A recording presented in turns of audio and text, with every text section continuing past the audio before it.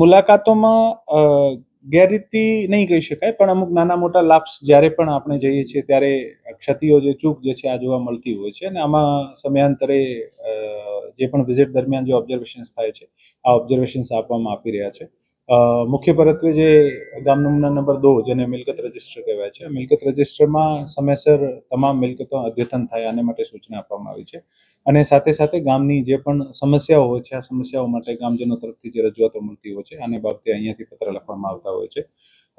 અત્યારે એક જે મહત્વપૂર્ણ ડેવલપમેન્ટ થયું છે કે આપણે અગાઉમાં સિટી સર્વેની કચેરીઓ તાલુકા વાઇઝ હતી અને જિલ્લા કક્ષાએ ડીએલઆરનો ઇન્સ્ટિટ્યુશન હતો. હવે આને આખું ચેન્જ કરીને તમામ તાલુકા લેવલે છે આ આઈએલઆરની પોસ્ટ ક્રિએટ કરવામાં આવી છે અને તમામ તાલુકા લેવલે આપણા જિલ્લામાં 16 આઈએલઆર જે છે આ કચેરીઓ જે છે શરૂ કરવાના આદેશ આપી દીધા છે. આ તમામ કચેરીઓમાં હવે ફ્યુચરમાં જેમ આપણે માનતા હતા કે ડીએલઆરનો મહેકમ એક જુદો હતો અને સિટી સર્વેનો મહેકમ જુદો હતો, હવે તાલુકા લેવલ ઉપર સિટી સર્વે અને માપણીનો જે ડીએલઆરનો મહેકમ છે આ એક જ રહેશે અને જે આઈએલઆર અને હેડ કરશે. અને જિલ્લા લેવલ ઉપર ડીએલઆરની જગ્યાએ અત્યારે ડેપ્યુટી ડાયરેક્ટર લેન્ડ રેકોર્ડ જે છે આ લોકોને માર્ગદર્શન આપશે, આનું સુપરવિઝન અને કંટ્રોલ રહેશે.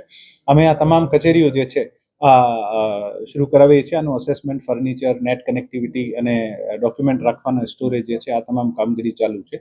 જિલ્લા લેવલે જે પણ ડીએલઆરનું સંકલિત રેકોર્ડ છે આને ડિજિટાઇઝ કરવાનું કામ ચાલે છે. 2 તાલુકા ઓલરેડી પૂર્ણ થઈ ગયા છે. આવનારા દિવસોમાં બાકી તાલુકાનો પણ રેકોર્ડ અપડેટ કરીશું અને ઓનલાઈન કરીશું, જેથી ભવિષ્યમાં રેકોર્ડ ગુમવાના, નહીં મળવાના આ બધા પ્રશ્નો સોલ્વ થશે. અને તાલુકા લેવલ ઉપર આઈએલઆરની કચેરી થશે તો પછી તાલુકા લેવલ ઉપર સિટી સર્વે અને ડીએલઆર કોર્ડિનેશન જે ઘણા બધા ઇસ્યુઝ હતા આ પણ સોલ્વ થશે.